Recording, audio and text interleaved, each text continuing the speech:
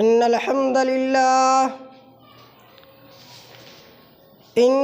हम्दलिल्लाहि नहमदुहु व नस्तईनुहु व नस्तगफिरुह व नु'मिनु बिही व नतवक्कलु अलैहि व नअऊज़ु बिल्लाहि मिन शुरूरि अनफुसिना व मिन सय्यिआति अमालिना मन यहदिहिल्लाहु फला मुज़िल्ल लहु व मन युज़लिल्हु फला हादिय लहु।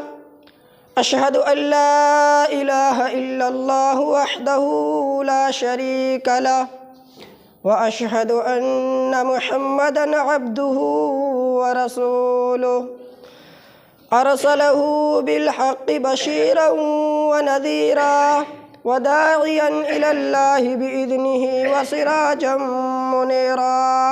अम्मा बाद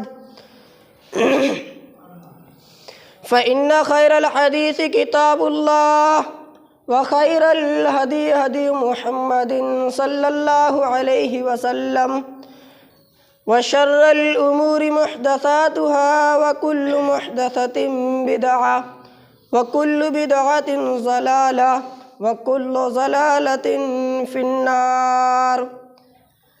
अऊज़ु बिल्लाहि अस्समीइल अलीम मिनश शैतानिर रजीम मिन हमज़िही व नफ़्ख़िही व नफ़्सिही। बिस्मिल्लाहिर रहमानिर रहीम।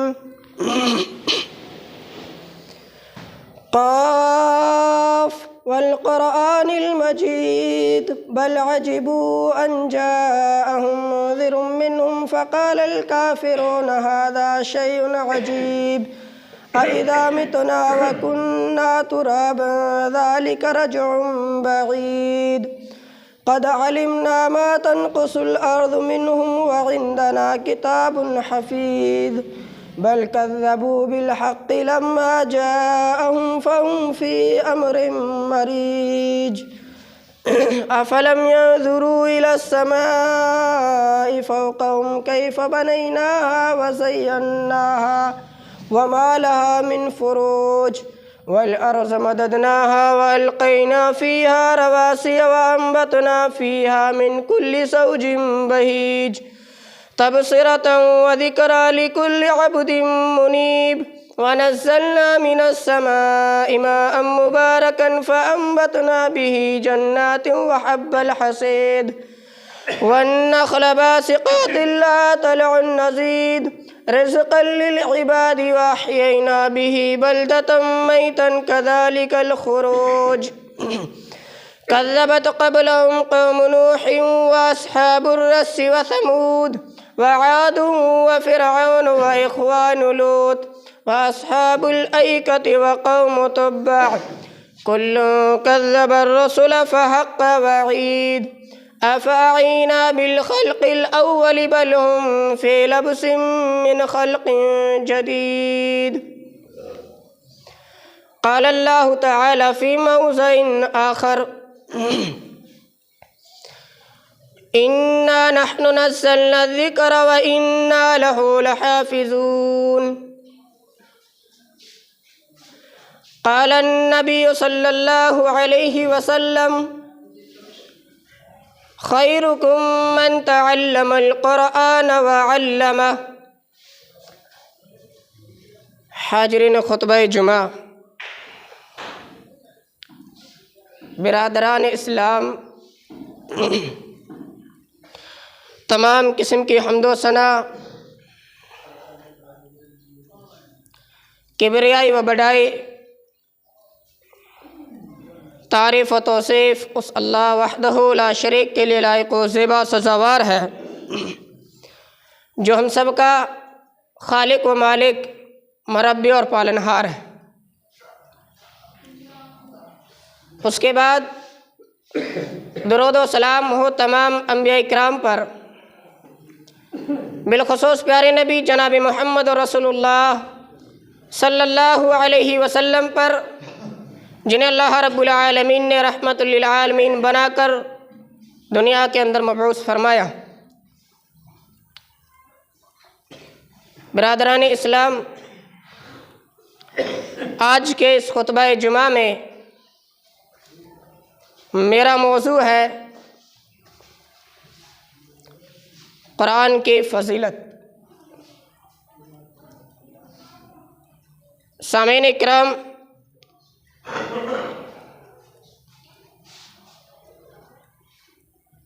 कुरान एक ऐसी किताब है जिसे बदलने की काफ़ी कोशिशें की गई, लेकिन इसे कोई बदल ना सका, क्योंकि कुरान करीम की अल्लाह रब्बुल आलमीन ने हिफाजत की ज़िम्मेदारी ली है। अल्लाह रब्बुल आलमीन इरशाद फरमाता है, इन्ना नहनु नज़्ज़लना ज़िक्र व इन्ना लहू लहाफ़िज़ून। हमने ही कुरान को नाज़िल किया है और हम ही इसकी हिफाजत के ज़िम्मेदार हैं। कुरान को वो फजीलत हासिल है कि अल्लाह रब्बुल आलमीन ने इस कुरान मजीद को नाज़िल किया तो इसकी हिफाजत की ज़िम्मेदारी भी ली। कुरान की वजह से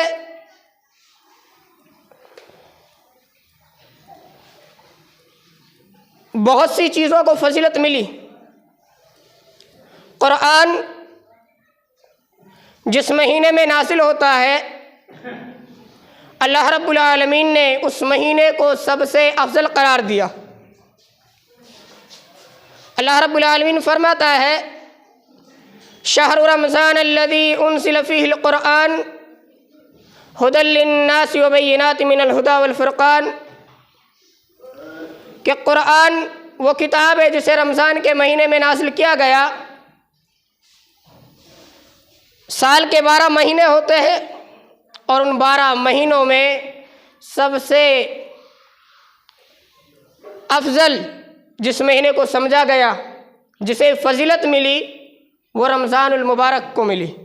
वो रमज़ान का महीना है, इसको इसलिए मिली क्योंकि इस महीने में कुरान नाजिल हुआ। कुरान जिस रात में नाजिल होता है, उस रात को अल्लाह रब्बुल आलमीन ने तमाम रातों में सबसे अफजल करार दिया। अल्लाह रब्बुल आलमीन फरमाता है, इन्ना अंज़लनाहु फ़ी लैलतिल क़द्र वमा अदराका मा लैलतुल क़द्र लैलतुल क़द्र खैरुम मिन अल्फ़ि शहर। अल्लाह रब्बुल आलमीन फरमाता है कि इन्ना अंज़लनाहु फ़ी लैलतिल क़द्र, हमने इस कुरान को लैलतुल क़द्र में नाजिल किया। वमा अदराका मा लैलतुल क़द्र, ए नबी आपको क्या मालूम कि लैलतुल क़द्र क्या है। लैलतुल क़द्र खैरुम मिन अल्फ़ि शहर, लैलतुल क़द्र 1000 महीनों से बेहतर है। लैलतुल क़द्र के अंदर अल्लाह रब्बुल आलमीन ने कुरान मजीद को नाजिल किया, तो इस रात की फजीलत कुरान करीम के नाजिल होने की वजह से बढ़ी। वैसे तो बहुत सारी रातें, रमज़ान का एक महीना जिसमें 30 की 30 रातें हमें मिल रही है, लेकिन उन रातों में भी सबसे अफजल रात वो रात है जिसमें अल्लाह रब्बुल आलमीन ने कुरान करीम को नाज़िल किया। ये कुरान की बदौलत है कि कुरान की वजह से कि कुरान को लेकर के जो फरिश्ता नाज़िल हुआ, उस फरिश्ते को भी अल्लाह रब्बुल आलमीन ने सैयदुल मलाइका बना दिया। वैसे तो फरिश्ते बहुत सारे, अनगिनत फरिश्ते हैं, लेकिन अल्लाह रब्बुल आलमीन के कलाम को लेकर के जो नाज़िल हुआ, उस फरिश्ते को जो लक़ब मिला वो रूह का लक़ब मिला। तनज़्ज़लुल मलाइकति वर्रूह, जिब्रील अलैहिस्सलातु वस्सलाम इस कुरान को लेकर के नाजिल हुए।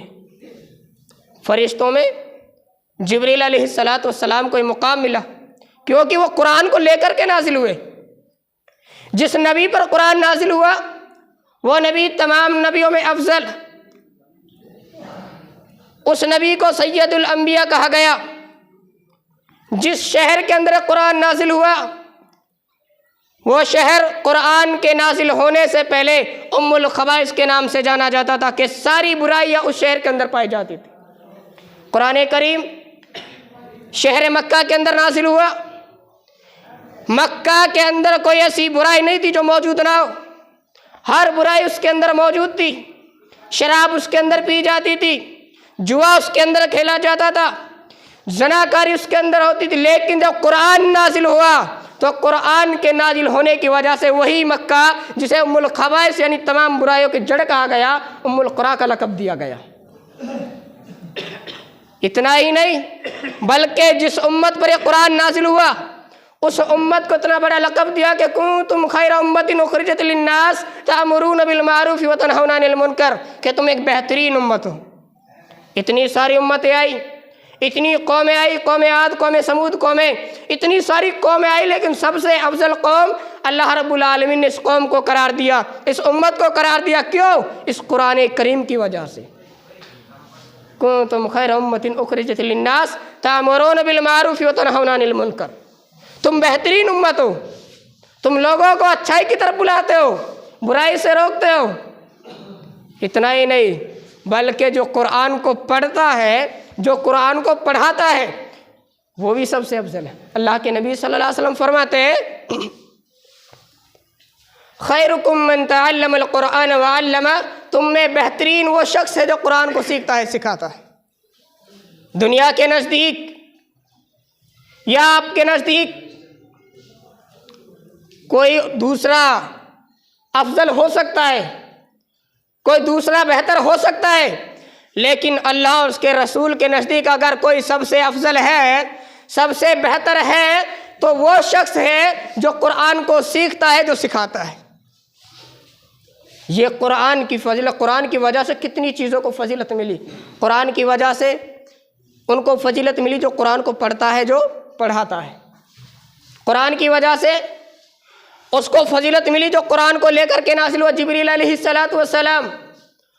कुरान जिस नबी पर नाजिल हुआ सैयदुल अंबिया, कुरान जिस शहर के अंदर नाजिल हुआ उम्मुल कुरा, कुरान जिस महीने के अंदर नाजिल हुआ वो शहर रमज़ान के लक़ब से, शहर रमज़ान अल्लज़ी उनज़िला फ़ीहिल कुरान, उसे अल्लाह रब्बुल आलमीन ने रमज़ान का महीना कहा कि कुरान रमज़ान के महीने में नाजिल हुआ। जिस रात में नाजिल हुआ वो लैलतुल क़द्र की रात है, कुरान रात में नाजिल हुआ। ये कुरान की वजह से इतनी सारी चीज़ों को फजीलतें मिली। और अगर आज हम अपना समाज का जायज़ा ले, नज़र डालें सोसाइटी के अंदर, तो हम कुरान ही से दूर हैं। कुरान ही की वजह से हमें मुकाम मिला, हमें बेहतरीन उम्मत कहा गया। हमसे पहले इतनी कौमें गुजरी, किसी को यह लक़ब नहीं मिला, लेकिन कुरान की बदौलत हमें इतना बड़ा लक़ब दिया। और आज हम इसी कुरान से इतने पसे पुछते, हमने इस कुरान को पसे पुछ डाल दिया, पीछे पटक दिया, सिर्फ खोलते हैं तो रमज़ान में खोलते हैं। इतने पीछे रख दिया हमने कुरान करीम को, जिसकी वजह से हमें मुकाम मिला, जिसकी वजह से हमें खैर उम्मत कहा गया, जिसकी वजह से हमें ये बुलंदी नसीब हुई, उसी कुरान को हमने छोड़ दिया। याद रखिए मुसलमानों, अगर कुरान को मजबूती से थामे रहोगे तो इस कुरान की वजह से हमें बुलंदियाँ नसीब होगी, और अगर हम कुरान को छोड़ देंगे तो फिर पसे पुश्त हमें डाल दिया जाएगा, पीछे की तरफ धकेल दिया जाएगा, हमें रुसवा कर दिया जाएगा, हमारी कोई वैल्यू न होगी। अगर हमारी कीमत है तो सिर्फ कुरान करीम की वजह से हमारी कीमत है। कुरान ये लोगों के दिलों पर असर डालता है। और ये कुरान तो वो किताब है जो दुश्मनों के दिलों पर भी असर करता है, लेकिन आज हमारे दिलों पर असर नहीं कर रहा है। हम कुरान को खोल कर ही नहीं देखते। दुश्मन, इतना बड़ा दुश्मन इस्लाम का, हज़रत उमर बिन खत्ताब रज़ी अल्लाह ताला अन्हु इस्लाम लाने से पहले इस्लाम के सबसे बड़े दुश्मन थे। ये इस्लाम लाते, इनका वाक़या इस तरह है, हज़रत उमर बिन खत्ताब रज़ी अल्लाह ताला अन्हु ये जनाब मोहम्मद रसूलुल्लाह सल्लल्लाहु अलैहि वसल्लम को कत्ल करने के इरादे से निकलते हैं। इनका मकसद यह होता है कि मैं मोहम्मद रसूलुल्लाह सल्लल्लाहु अलैहि वसल्लम का सर कलम कर दूँ, ना रहेगी बीन, ना बजेगी बांसुरी, ना रहेगा मोहम्मद, ना ही दीन फैलेगा। वो इस इरादे से तलवार लेकर के गुस्से में मोहम्मद रसूलुल्लाह सल्लल्लाहु अलैहि वसल्लम को कत्ल करने के इरादे से निकलते हैं। लेकिन रास्ते में नईम बिन अब्दुल्ला से मुलाकात होती है। वो कहते हैं, ए उमर, किस इरादे से जा रहे हो, कहाँ का रुख क्या हुआ है, इतने गुस्से में लग रहे हो, कहाँ जा रहे हो? जवाब मिलता है कि मैं मोहम्मद रसूलुल्लाह सल्लल्लाहु अलैहि वसल्लम को कत्ल करने के लिए जा रहा हूँ। लेकिन उनाइम बिन अब्दुल्लाह वो कहते हैं पहले आप अपने घर की खबर लीजिए। आपकी बहन फातिमा और आपकी बहनोई, आपके बहनोई सईद ये इस्लाम ला चुके हैं, इन्होंने तुम्हारा धर्म छोड़ दिया है। जनाब मोहम्मद रसूलुल्लाह सल्लल्लाहु अलैहि वसल्लम के इस्लाम को अपना चुके हैं, उनके धर्म को चुन लिया है इन्होंने। इतना ही सुनना था कि हज़रत उमर गुस्से में और ज़्यादा हो गए, गुस्से से बेकाबू होने लगे। उसी वक्त उसी जगह से वापस लौटते हैं और अपनी बहन के घर पहुंचते हैं और दरवाजे पर दस्तक देते हैं, दरवाजे को बजाते हैं। दरवाज़ा खोला जाता है।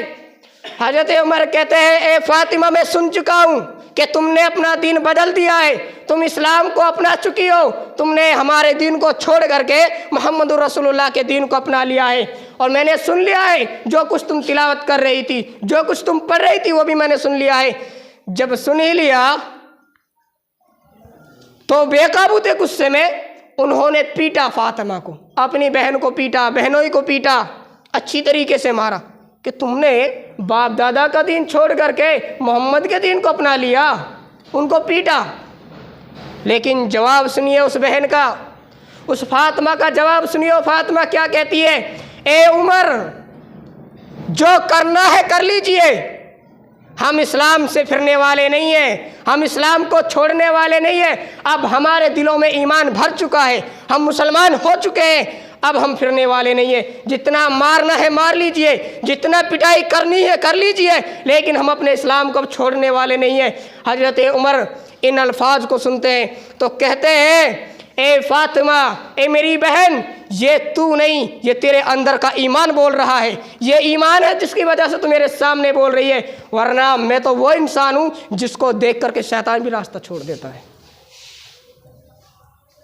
इतना कहने के बाद हज़रत उमर रज़ी अल्लाह तआला अन्हु कहते हैं कि मुझे वो आयत ला करके दिखाओ, वो आयत लाओ मेरे पास, मैं पढ़ता हूँ, आखिर क्या है उसमें।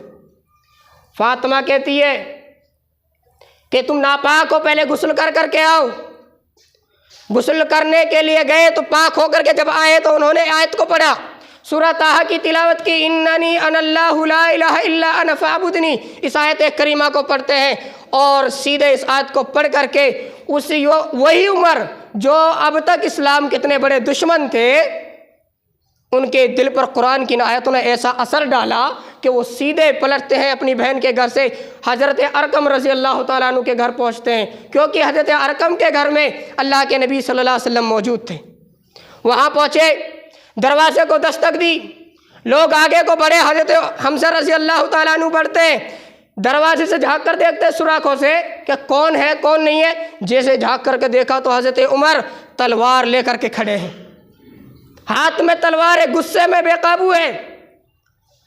बताया गया अल्लाह के नबी सल्लल्लाहु अलैहि वसल्लम, हज़रत उमर आए हैं, हाथ में तलवार ले रखी है, मुझे लगता है इनका इरादा ठीक नहीं है। कहा जाता कि आने दो, आने दो इन्हें, अगर अच्छी नियत से आया है तो ठीक है, खैर है, वरना अगर इसका इरादा ठीक नहीं हुआ तो इसी की तलवार से इसी की गर्दन उड़ा दी जाएगी।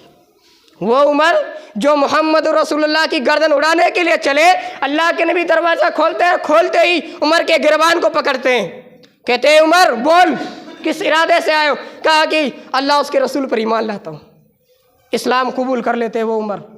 इतने बड़े दुश्मन इस्लाम के, कुरान को पढ़ा तो कुरान ने ऐसा असर डाला उसके दिल पर कि वो मुसलमान हो जाते हैं। हज़रत उमर रज़ी अल्लाह तआला अन्हु जब इस्लाम लाए, इस्लाम लाने से पहले मुसलमान उमर से डरते थे कि ये तो मुसलमान हुआ नहीं है, ये तो मुसलमानों का दुश्मन है, इस्लाम से कटता है, इस्लाम को मिटाना चाहता है। अब तक मुसलमान डरते रहे, लेकिन जैसे हज़रत उमर रज़ी अल्लाह तआला अन्हु इस्लाम लाए तो मुसलमानों को लेकर खाने काबा गए और वहाँ जा कर के जमात से नमाज अदा की। अब काफिरों के दिलों में डर घुस गया। अब तक मुसलमानों के दिलों में डर था उमर का, अब उमर इस्लाम ले आए तो अब काफिरों के दिलों में डर पैदा हो गया। ये कुरान इस तरीके से असर डालता है। इतने बड़े दुश्मन के दिल पर असर किया तो उन्होंने इस्लाम को कबूल कर लिया। एक हम है कि हमारे दिलों पर असर नहीं, हम कुरान को सुनने के लिए तैयार नहीं। कुरान सुनते हम, सुनने के लिए तैयार नहीं।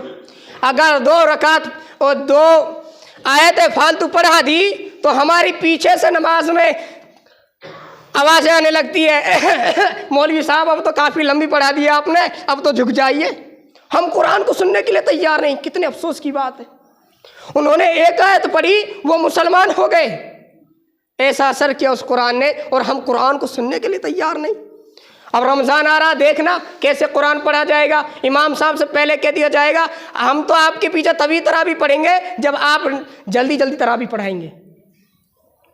यालमून तालमून आलमून समझ में आए तब तो हम पढ़े। अगर इस तरीके से पढ़ाया अल्हम्दुलिल्लाह रब्बिल आलमीन, अब रुक गए, अब पढ़ा रहे, तो इमाम साहब हम नहीं पढ़ेंगे। ऐसा पढ़ाए अल्हम्दुलिल्लाह रब्बिल आलमीन अर्रहमानिर रहीम मालिकी यौमिद्दीन इय्याका नअबुदु व इय्याका नस्तईन से लेकर के गैरिल मग़ज़ूबि अलैहिम वलज़्ज़ालिन आमीन, ऐसा पढ़ाइए तब तो हम आपके पीछे नमाज पढ़ेंगे, वरना हम नमाज नहीं पढ़ेंगे। ये इमाम साहब को धमकी दी जाती है। कैसे मुसलमान हो, कैसा असर करेगा कुरान हमारे दिलों पर, आपको मालूम नहीं। कुरान करीम के अंदर अल्लाह रब्बुल आलमीन ने क्या हुक्म दिया कि वरत्तिलिल कुरान तरतीला, ए नबी आप कुरान को ठहर ठहर करके पढ़िए, रुक रुक कर पढ़िए, हर आयत पर रुकिए, ठहर ठहर करके कुरान को पढ़ा जाए। ये कुरान का पढ़ना है। अल्लाह रब्बुल आलमीन कुरान पढ़ने का हुक्म नहीं देता, तिलावत करने का हुक्म देता है। उतलु मा ऊहिया इलैका मिनल किताब, अल्लाह ताला अपनी किताब के बारे में कह रहा है नबी आप उस किताब की तिलावत कीजिए जो हमने आप पर नाजिल की। आपको मैं समझाऊं, तिलावत का हुक्म दिया, एक होता तिलावत करना, एक होता पढ़ना। कुरान की तिलावत में और कुरान के पढ़ने में आसमान ज़मीन का फ़र्क है। तिलावत किसे कहते हैं? तिलावत कहते हैं ठहर ठहर करके पढ़ना। अल्हम्दुलिल्लाह रब्बिल आलमीन, अब पढ़ गए पीछे, ठहर करके अब पढ़े अर्रहमानिर रहीम, ये तो तिलावत करना, मखरज निकाल करके पढ़ना, अदायगी के साथ में पढ़ना, तलफ़ुज़ के साथ में, ये है तिलावत। और अल्लाह ताला किसका हुक्म दे रहा? तिलावत का हुक्म दे रहा कि तुम तिलावत करो, पढ़ो मत। पढ़ने का हुक्म नहीं दिया, तिलावत का हुक्म दिया। तुम तिलावत करो, ठहर ठहर करके पढ़ो। पढ़ना क्या है? पढ़ना ऐसा है कि हमने रमज़ान में 4 कुरान कर दी। मेरे बेटे ने तो 3 किए, आपने कितनी की? मैंने तो 1 की है। अरे आपने 1 की, मेरे बेटे ने 3 कर दी। किस तरीके से 3 की मालूम है? 2 बच्चे मिले, मैं तो कुरान पढ़ने के लिए मस्जिद में जा रहा हूँ, तुम कौन से पारे में हो? मैं 5वें पारे में, और तुम? मैं 4थे में हूँ।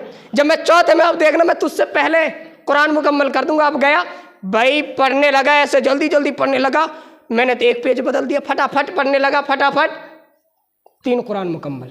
ये होता पढ़ना। जिस तरीके से हम रमज़ान में कुरान पढ़ते हैं ना, 3 कुरान कर दी। 3 कुरान करने वाले कुरान की तिलावत नहीं करते, तिलावत नहीं करते, वो पढ़ते हैं। और अल्लाह ताला पढ़ने का हुक्म नहीं देता, अल्लाह तिलावत का हुक्म देता है। समझ में आई बात? तिलावत का हुक्म देता, पढ़ने का हुक्म नहीं। और हम तिलावत नहीं करते, हम पढ़ते हैं। पढ़ना नहीं चाहिए हमें, हमें तिलावत करनी चाहिए। हमें कुरान ठहर ठहर करके पढ़नी चाहिए, तलफ़ुज़ के साथ। एक आयत को पढ़िए, आप सबको याद है सूरह फातिहा, अल्हम्दुलिल्लाह रब्बिल आलमीन, सबको याद है। लेकिन किसी को इसका तर्जुमा मालूम है? मालूम ही नहीं, क्योंकि हम कुरान तिलावत थोड़ी करते हैं, हम तो पढ़ते हैं। हमें तो मुकम्मल करनी है, 3 कुरान तो होनी चाहिए कम से कम। हमारा ये इरादा होता है कि हम कुरान मुकम्मल करें, बस। हमें तर्जुमे से मतलब नहीं। अल्लाह इस आयत के अंदर क्या हुक्म दे रहा कुछ पता नहीं, जबकि अल्लाह रब्बुल आलमीन ने कुरान को नाजिल क्यों किया? पढ़ने के लिए थोड़ी, कुरान को समझने के लिए नाजिल किया। अल्लाह ताला फरमाता है हुदल लिन्नास, ये कुरान हिदायत है तमाम लोगों के लिए। हुदल लिल मुत्तकीन, ये कुरान हिदायत है मुत्तकियों के लिए। हिदायत कब बनेगा? जब हम कुरान की आयतों को समझेंगे। तर्जुमा समझिए, अल्हम्दुलिल्लाह रब्बिल आलमीन, तमाम तारीफ़ अल्लाह ही के लिए है जो तमाम जहानों का रब है। जहान बहुत सारे, परिंदों का जहान अलग है, इंसानों का अलग है। ये जहानों का जब हम समझेंगे ना, पढ़ेंगे, तब जा कर के मालूम होगा कुरान क्यों नाजिल किया गया। इसलिए थोड़ी कुरान नाजिल किया गया कि हमारे कोई बीमार हो जाए, माँ बाप, ओ चलो बेटा तू भी खड़ा हो जा, बेटा तू भी कुरान पढ़ा है, तू भी चल दे, और मेरे बाप के नाम से, मेरा बाप मरने वाला, उसके बैठ कर के बगल में सूरह यासीन पढ़ देना। इसलिए थोड़ी नाजिल किया गया कि यासीन पढ़ी जाओ, बस हो रहा गुजारा। इसलिए कुरान को नाजिल नहीं किया गया, कुरान को समझने के लिए नाजिल किया गया है। इसलिए नहीं कि यासीन पढ़ो बस कुरान का मकसद पूरा हो जाए, इसलिए नहीं कि जब मर जाए कोई हमारे घर से तो मैं उसके नाम पर बेटा तू मेरे बाप के नाम से 3 कुरान पढ़ देना, तू इतने पढ़ देना, तू पढ़ देना। कुरान इसलिए नहीं। क्या सवाब पहुंचाना चाहते हो? सवाब नहीं मिलेगा इस तरीके से, ऐसा थोड़ी सवाब मिलेगा। एक पारा इसने पढ़ दिया, एक इसने पढ़ दिया, एक उसने पढ़ दिया, ओ कर दी कुरान।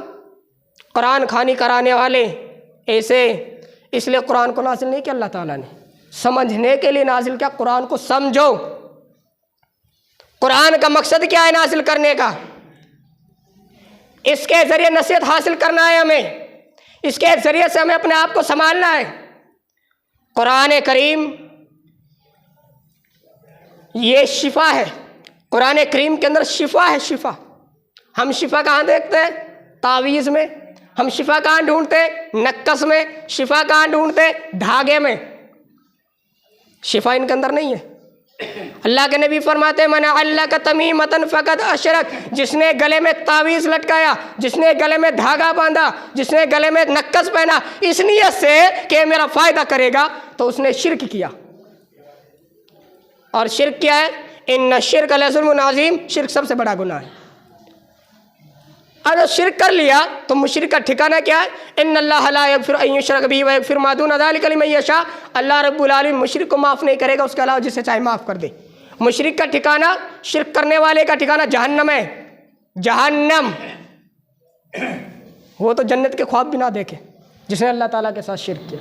शिरक क्या है? शिरक का मतलब यह थोड़ी है कि हम कब्रों पर जाकर के सजदा करें, नहीं। शिरक यह भी है कि हम किसी इस नियत से हम धागा बांध ले पैर में कि शिफा करेगा, इस नियत से हाथ में धागा बांध ले ये बीमारी को दूर करेगा।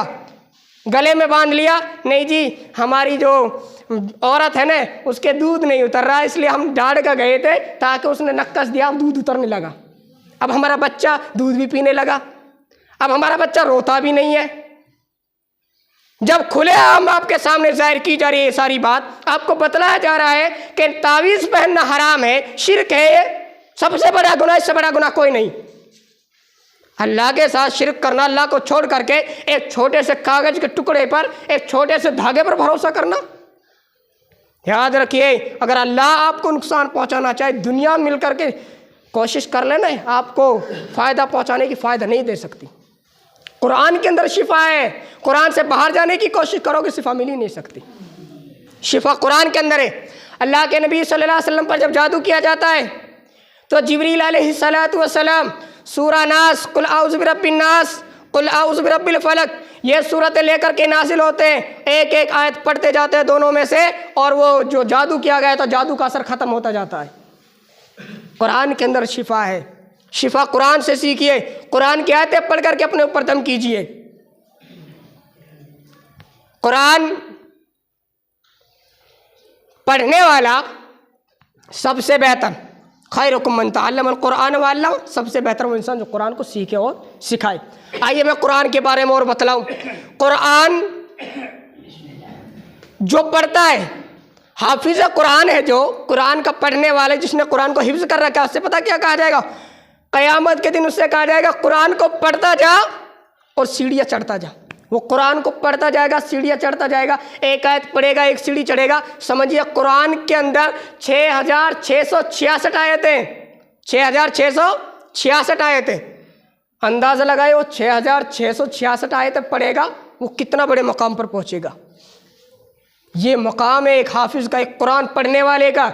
ये हिंदी पढ़ने वालों को मकाम नहीं है, ये मैथ पढ़ने वालों को नहीं है, ये अंग्रेज़ी पढ़ने वालों को मुकाम नहीं है, ये कुरान के पढ़ने वालों को मुकाम अल्लाह ताला ने दिया है। तो जन्नत की वो आयतें पढ़ता जाए, कुरान सुनाता जाए, जन्नत की सीढ़ियाँ चढ़ता जाए। मरने के बाद आपके हिंदी काम नहीं आएगी, अंग्रेज़ी काम नहीं आएगी, मैथ काम नहीं आएगी। हाँ, दुनियावी चलाने के लिए दुनियावी काम है, ये भी ज़रूरी है, लेकिन मरने के बाद अगर काम आएगा तो कुरान काम आएगा। अल्लाह के नबी सल्लल्लाहु अलैहि वसल्लम फरमाते हैं, इज़ा मातल इंसान इनक़ता अन्हु अमलुहु इल्ला मिन सलास सदक़तिन जारिया औ इल्मिन युंतफ़उ बिही औ वलदिन सालिहिन यदऊ लहु। जब इंसान मर जाता है तो उसके अमल का सिलसिला ख़त्म। इंसान मर गया तो बचा क्या? अब थोड़ी सवाब मिलेगा उसको। लेकिन 3 चीज़ें ऐसी जो मरने के बाद भी सवाब मिलता है। 3 चीज़ें ऐसी है। कौन कौन सी? सदक़तिन जारिया, सदका जारिया, ऐसा सदका जो जारी रहने वाला हो। मस्जिद बनवा दी, अब ये तो जारी रहेगा जब तक लोग इसमें नमाज पढ़ते रहेंगे, जिसने बनवाई है उसको सवाब मिलता रहेगा। ये जारिया, सदका जारिया इसको बोलते हैं। सदका जारिया, कुआं खुदवा दिया, जब तक लोग उससे फ़ायदा उठाते रहेंगे तब तक सवाब मिलता रहेगा। किताबें छपवा दी, जब तक लोग उन किताबों को पढ़ते रहेंगे तब तक सवाब मिलता रहेगा। ये सदका जारिया। औ वलदिन सालिह यदउ लहू, एक नेक औलाद जो अपने माँ बाप के मरने के बाद अपने माँ बाप को दुआ करे। नेक औलाद कब बनेगी? जब उन्हें अल्लाह उसके रसूल की बातें सिखलाएंगे तब, जब उन्हें सहाबा के किस्से सिखलाएंगे तब। ये थोड़ी हम इधर बालवीर देखे और असलम सिंगर के गाने सुने और सट्टा लगाए, जुआ खेले, हम क्या ये नेक औलाद बनेगी? नेक बनेगी? नेक बनी नहीं सकती। ये क्या बनेगी? मैं नहीं करूँगा, उससे करवा ले, ये जवाब मिलेगा आपको। ये मरने के बाद आपकी ज़मीन तो बेच सकती है आपकी औलाद, आपके मरने के बाद आपने जो व्यापार किया, आपने जो कुछ कमाया उनको तहस नहस तो कर सकती है, लेकिन आपके मरने के बाद आपके नाम पर कुरान भी नहीं पढ़ सकती, आपको सवाब नहीं पहुंचा सकती। इसलिए अपने बच्चों को कुरान सिखलाइए। कुरान पढ़ाने का बहुत बड़ा अजर है। दुनिया के अंदर अफजल कौन है, बेहतर कौन है? जो कुरान को सीखे, जो सिखलाए। कुरान के अंदर 6666 आयतें, कुरान के अंदर हुरूफ 3,23,720। अब 3,23,720 हुरूफ कुरान के अंदर है, तो अंदाज़ा लगाइए एक हरफ जब हम पढ़ेंगे तो एक हरफ पर हमें 10 नेकी मिलेगी। अलिफ लाम मीम 3 हरफ है। अलिफ लाम मीम एक हरफ नहीं है, अलिफ एक, लाम एक, मीम एक, 3 हरफ है। अलिफुन लामुन मीम, अलिफ लाम मीम, ये 3 हरफ है, तो 30 नेकी मिली। अंदाज़ा लगाए 3,23,720 रुपये कितना सवाब मिलेगा। कब? जब इस तरीके से हम कुरान को पढ़े। वरत्तिलिल कुरान तरतीला, जिस तरीके से अल्लाह ने कुरान को नाजिल किया, तरतील के साथ पढ़ा जाए, तरतील के साथ, ठहर ठहर करके, मखरज निकाल करके, अदायगी के साथ में। यालमुन तालमुन वाली नहीं होनी चाहिए, जिस तरीके से तरावी में देखना। अब सुन लिया ना हमने कि कुरान कितना बड़ा मुकाम है, कुरान की कितनी बड़ी फजीलत है, कुरान पढ़ने वाले का क्या मुकाम है। कुरान हज़रत उसैद बिन हुज़ैर रज़ी अल्लाह ताला अन्हु ये तिलावत कर रहे थे कुरान की। ये बयान करते हैं कि मैं कुरान की तिलावत कर रहा था सूरह बकरा की। सूरह बकरा है अलिफ लाम के पहले पारे में, पहले पारे के अंदर, ये 2.5 पारों पर मुश्तमिल है। इस सूरत की तिलावत कर रहे थे। बयान करते हैं कि मैं जब तिलावत कर रहा था तो मेरे दाएं एक साइड में मेरा घोड़ा बंधा हुआ था, एक साइड में घोड़ा और एक तरफ मेरा बच्चा बैठा हुआ था। मैं जब तिलावत करता सूरह बकरा की तो मेरा घोड़ा बिदकने लगता और मुझे डर था कि कहीं मेरे बच्चे को ना मार दे, मेरे बच्चे को ना कुचल डाले। मैं नमाज में सूरह बकरा पढ़ रहा था रात में और घोड़ा बिदकने लगा। मुझे डर था कि कहीं मेरे बच्चे को ना कुचल डाले। साहिब रसूल बयान करते हैं कि सुबह को जब मैंने सुबह हुई तो मैंने वाक़या अल्लाह के नबी सल्लल्लाहु अलैहि वसल्लम के सामने रखा कि अल्लाह के नबी, मेरे साथ रात में ऐसा ऐसा मामला हुआ कि मैं कुरान पढ़ रहा था नमाज में। हमारी तरह थोड़ी अमिन्ना तो ना कल कौसा फसल रब्बी का बना शान को अल्लाह अकबर गए, ऐसा थोड़ी पढ़ते हो। वो अलिफ लाम का 2.5 पारों पर मुश्तमिल है वो पूरी सूरत, इतनी बड़ी है वो, कुरान के अंदर सबसे बड़ी सूरह। उस सूरत को पढ़ रहे थे। साहिब रसूल बयान करते हैं कि अल्लाह के नबी, मैं जब नमाज पढ़ रहा था, इस सूरत की तिलावत कर रहा था, तो वो घोड़ा जो मेरे बगल में था मेरा वो बिदकने लगा। ऐसा क्यों हुआ? आपने फरमाया कि जब तुम तिलावत कर रहे थे तुम्हें तिलावत जारी रखनी चाहिए थी, यानी तुम तिलावत बंद मत करते। नमाज पढ़ रहे थे, नमाज में सूरह बकरा उठा रखी थी, अलिफ लाम का पारा पढ़ रहे थे, तुम पढ़ते रहते। अल्लाह के नबी, मुझे डर था कि मेरे बच्चे को ना कुचल दे, इसलिए मैंने कम कर दी। आपने फरमाया इसलिए भी तक रहा था। और तुमने देखा कि एक छतरी नुमा चीज़ मैंने देखी। बयान करता अल्लाह के नबी, मैंने छतरी नुमा चीज़ देखी। आपने फरमाया जब तुम उस आयत सूरत की तिलावत कर रहे थे तो सुकूनत नाजिल हो रही थी, फरिश्ते आए थे, वो सुन रहे थे तुम्हारे कुरान को। वो कुरान सुनते हैं फरिश्ते, सुकून मिल रहा था। तो कुरान पढ़ने से सुकून मिले, कुरान पढ़ने से दिलों पर तासीर होनी चाहिए, कुरान ये बीमारियों की शिफा है। इसके अंदर, कुरान के अंदर शिफा मौजूद है। कुरान ये एक दुश्मन जैसे, इस्लाम का जो सबसे बड़ा दुश्मन है, उन पर कितना बड़ा असर करता है, तो कुरान से हमें क्यों ना अपना दिल लगाना चाहिए। लेकिन उल्टा मामला, कुरान को रख दिया अलमारी में। अब रमज़ान आ रहे, पिछले रमज़ान पढ़ी थी कुरान, अब इस रमज़ान में खोलेंगे। किस में रखी? एक कपड़ा था, कपड़ा सिला रखा, उनके ऊपर, उनके अंदर रख करके अलमारी में सजा दी। अब कब खोलेंगे? अब रोज़े आ रहे हैं, मौलवी साहब रोज़े में खोलेंगे, अब रमज़ान में फिर शुरू करेंगे कुरान। अल्लाह अकबर। जिस कुरान को हमारी हिदायत के लिए नाजिल किया गया, इतनी दूरी उस कुरान से। अभी मैं खड़ा करके पूछने लग जाऊँ कितने पारे याद है, अजी पारों की बात कर रहे हो आप, हमें तो सूरत भी याद नहीं, और आप सूरतों की बात कर रहे हो, हमें तो अलहम्दु शरीफ भी याद नहीं, हम तो नमाज पता नहीं हमारी नमाज हो रही कि नहीं हो रही है। ऐसे लोग भी मौजूद है मस्जिद के अंदर जिन्हें सूरह फातिहा तक नहीं आती। ये मुसलमान है। इतनी दूरी कुरान से। होना तो ये चाहिए कि हमें कुरान के बारे में मालूमात इतनी होनी चाहिए कि कुरान किस नबी पर नाजिल हुआ, कब नाजिल हुआ, क्यों नाजिल हुआ, कितने पारे, कितनी सूरत, कितनी आयत, कितने हरूफ, कितनी मंजिलें, तमाम चीज़ें हमें मालूम होनी चाहिए। नहीं ये मालूम नहीं, ये मालूम है कौन सा सीरियल कब आ रहा है, किसका आ रहा है, कब सुनना है, ये मालूम है। बड़े अफसोस की बात है। किससे कहा जाए, क्योंकि हम तो पढ़े लिखे हैं नहीं। अब मौलवी साहब हम तो बूढ़े हो गए, हम तो पढ़े हैं नहीं। अब औलाद इतनी बेशरम हो गई, हमारी बात मानने को तैयार ही नहीं। कितने बेशरम बैठे बातें कर रहे हैं, बताओ जुमे में ये सुनेंगे, कुरान इनके दिलों पर असर करेगा। कुरान जो बातें कर रहे हैं जुमे में, कुरान के बारे में बात हो रही है और बातें हो रही है अपनी। अफसोस की बात है। कुरान को इसलिए नाजिल किया गया ताकि हम इससे सबक हासिल करें। अल्लाह रब्बुल आलमीन ने कुरान को जिस मकसद के लिए नाजिल किया, हमें उस मकसद को मद्देनज़र रखना चाहिए। कुरान की हमें तिलावत करनी चाहिए। हमें अपने बच्चों को कुरान का हाफिज़ बनाना चाहिए। बड़ी फजीलत है उस बाप की। उसको जन्नत के अंदर क़यामत के दिन उनको ताज पहनाया जाएगा, ताज, फ़ख्र होगा उस बाप को।